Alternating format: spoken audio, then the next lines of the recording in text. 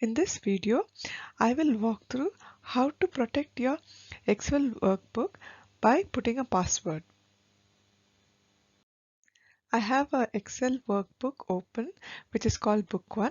Click on File. Click on the Info option shown as highlighted. Now click on the Protect Workbook. You will see a lot of options here. Click on Encrypt with Password. Enter the password here. One thing to keep in mind is if you lose your password, you cannot open the Excel workbook again. Confirm the password and click OK. You will now see that the workbook is protected and it says a password is required to open this workbook.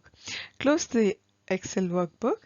Now let's try and open the workbook again. You need to enter the password here and click on OK to see the contents of the Excel workbook. I hope you found this video informative. Please like, subscribe, share and leave your comment. Thank you.